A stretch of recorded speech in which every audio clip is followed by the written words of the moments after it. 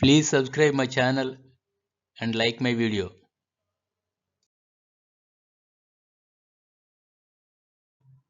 Dear students, today our science activity is from 8th class, activity 7.4, regular and diffused reflection. Before going to do this activity, let us understand what is regular and what is diffused reflection.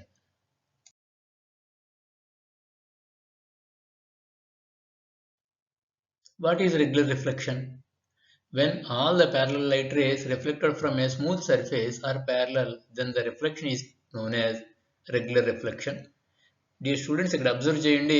ఒక plane mirror మనం తీసుకున్నాము. Plane mirror మీద black కలర్లోనివన్నీ కూడా incident race, red కలర్లోనివన్నీ కూడా reflected race.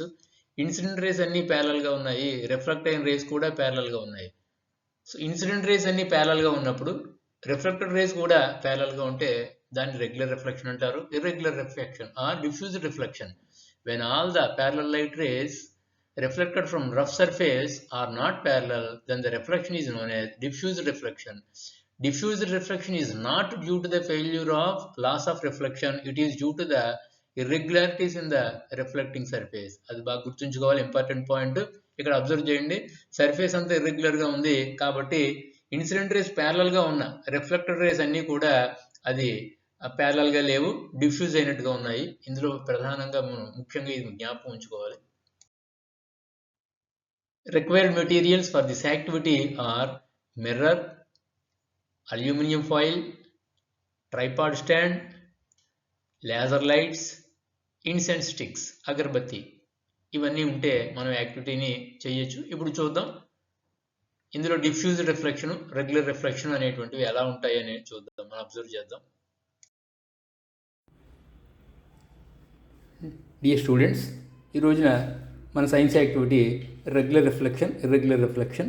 8th క్లాస్లో lesson లైట్లో 7.4 activity మనం ఈరోజు చూద్దాం.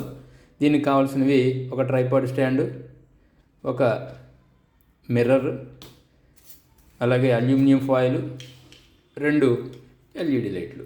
ఇప్పుడు నేను ఆల్రెడీ మనకి లైట్ విజిబిలిటీ కోసం ధూప్ స్టిక్ని వెలిగించి ఆ పొగని ఉంచడం జరిగింది. ఇప్పుడు మనం regular reflection, irregular reflection observe చేద్దాం. ట్రైపాడ్ స్టాండ్ మీద నేను స్మూత్ సర్ఫేస్ కోసం గ్లాస్ ఉంచాను, రఫ్ సర్ఫేస్ కోసం అల్యూమినియం ఫాయిల్ని ఆ ట్రైపాడ్ మన గ్లాస్కి కొంత కవర్ చేసి పెట్టాను. ఇప్పుడు లైట్ని స్మూత్ సర్ఫేస్ మీద వేద్దాం, అబ్జర్వ్ చేద్దాం ఏం జరుగుతుందో.